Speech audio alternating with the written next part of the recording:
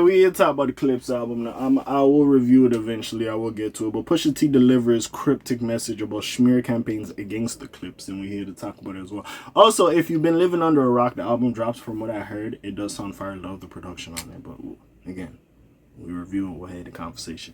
Anyways, with that being said, right?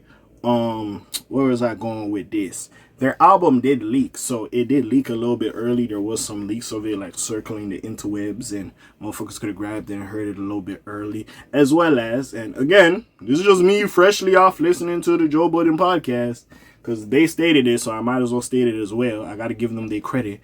For the Justin Bieber album to drop with really no promotion or nothing, him just basically acting like a drug junkie in public. That was basically the promotion, and these alluded rumors of a divorce from his wife Hailey Bieber and all this other stuff. There was really no promotion, and him just dropping a surprise album, and he's on Def Jam or has some ties to Def Jam as well, dropping a surprise album, because beforehand there was really no major artist that was going to drop. And to be fair, I haven't finished listening to the Justin Bieber project. There might be some heat on there, so I'm not gonna sit here, but pretty much the Clipse was gonna go number one. They was gonna have the best album of the week. If you don't know, having a number one, like, it just really means something. People care about the first week sales a lot of the time. That's why with Drake, he's always, well, not about the numbers, but you know what I mean. Like, you know, he has so much stats, niggas just stat pad with that nigga, because he has done phenomenal. He has had some great hit singles leading to the album, but still, he has done phenomenal. And niggas try to like drop when like niggas ain't really around to get this number one, because then the label's like, oh my god, he went first week. Like, it means something. I don't know why, but yeah. Like, yeah, because if you do whatever your first week, but your second week you don't do shit, it's like, well, what's going on? What's you doing? Like, you don't really have any staying power. That's just me. But now with this Justin Bieber drop, it's like, oh, some attention, and some people might float over here and they might get the number one, you know, because regardless if he's a junkie or not, that's still JB, and JB has given us hits. We got to keep it a buck. So we'll see what happens. So he's talking about a smear campaign against them. If you don't know, basically, I don't know if Def Jam shelved them or whatever, but basically they paid themselves out of their deal and took this album and went somewhere else with it. So, you know, especially if, you know, when I did talk about it in the Drake and Kendrick video that Kendrick did his verse for this, they didn't want him to put it out because of the whole Drake situation. And I ain't gonna, like, as much as, hey, listen, I like the boy, you know, that's big obs, but them niggas been benefiting you and putting you above a lot of niggas. So I can see why niggas is upset with this nigga, or how the record labels treat the nigga. Because it might not be Drake, but these niggas might be looking at him as the number one cash cow, and they might just be moving mountains for him compared to other niggas. They just moving pennies. But anyways, let's talk about it in pennies before YouTube, like the little what's that bullshit, the subtitle shit things I say, like women's underwear, pennies, pennies, pennies, you hear me? The copper thing that we don't use no more, you hear me? But anyways, let's talk about it.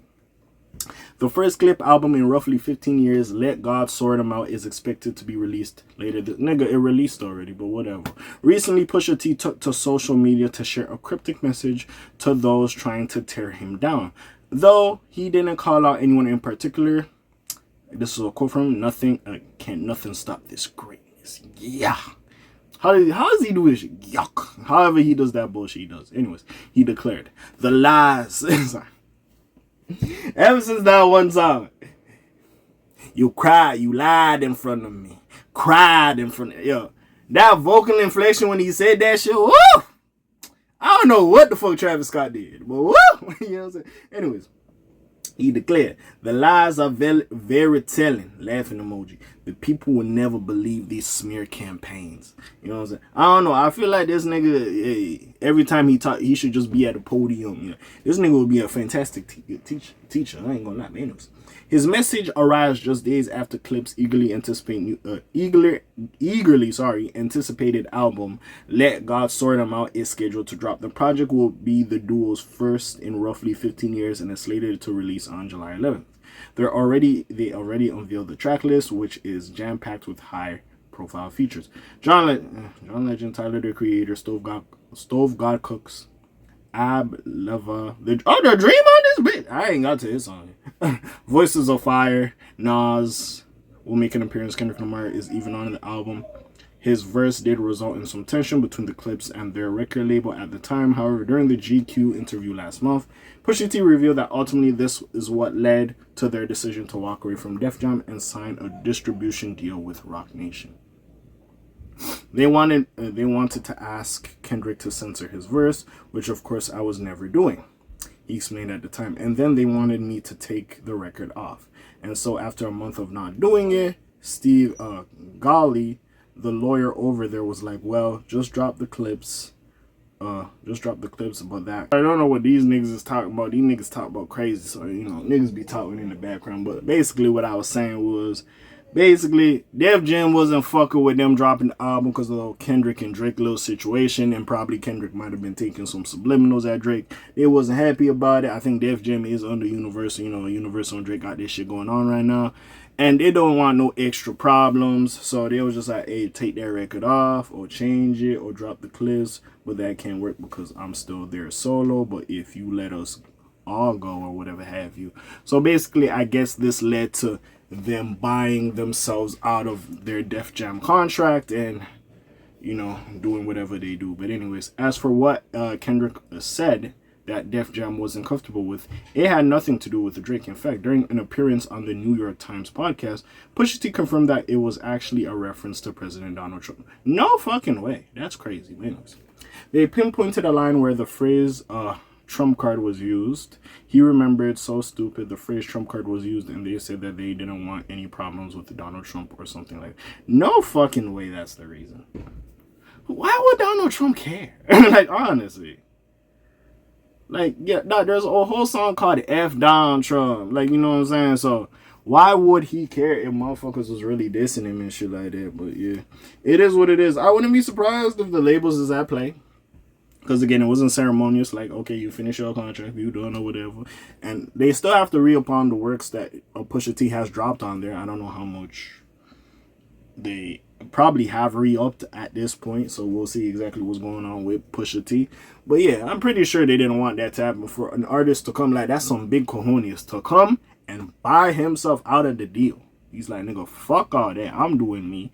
Buys himself out of the deal, goes to Roc Nation. Y'all niggas can't really play with Jay-Z like that, because regardless, like, yes, he's an executive, but he was an artist first. So, and he has some ties with certain niggas, so of course, he got the distribution deal over here. Like, for an artist to go to a label, regardless, yes, they're a subsidiary of Universal, Def Jam, but that's still Def Jam at the end of the day. To be like, hey, yo, listen, that's cool and everything. I'm a bet on me. This sound great. I'ma leave. Here you go. Here's the money. My advances, all that bullshit. Here you go. I'm going to take this and go over her and drop this motherfucker. You know what I'm saying? And what it's doing and how great it sounds and all this and that. And the connections he has with Pharrell and all this other shit. You at Def Jam probably over there like, man, fuck. This shit sound great. Because Def Jam, let's keep it a buck. Y'all ain't really dropped no shit in a while. Like, you know what I'm saying? Let's keep it a buck. I understand, yes, y'all under Universal or whatever. That's family, that's gang. But y'all, we ain't really heard like, oh yeah, this nigga on Def Jam, he really gonna be dropping some shit. You know what I'm saying? So, it is what it is. And what it's doing, just the songs I've heard, like, bro, that shit really tough. I ain't gonna lie. Great rapping, great beat selection so far. And No Malice doing this thing. No Malice showing out. I ain't gonna lie. That nigga showing the fuck out. Listen, my review, I ain't gonna lie. I'm not gonna be the most in tune. I'm probably gonna say some stupid ass shit. Hey, that's why we got the niggas more in depth to talk about that. I'm just here to tell you what I thought out the first listen and give you the raw thoughts. Now, if you want some shit, I'm doing this, I'm breaking down hey, that's the other niggas that's gonna sit with this for 60 hours, not even like 120 hours. That's for them type of people. Me, I'm gonna give you my first listen, and now I'm like, hey, my first listen full way through, hey, this is what I thought, nigga. And I might come back if it really takes that much precedence, like what I did with Donda. I had to come back after my first review. And like, yo, you know what? I talk about it a little bit more. But anyways, what do y'all think about that? Y'all think there's little smear campaigns? Niggas is upset maybe by the way he did the business for this project.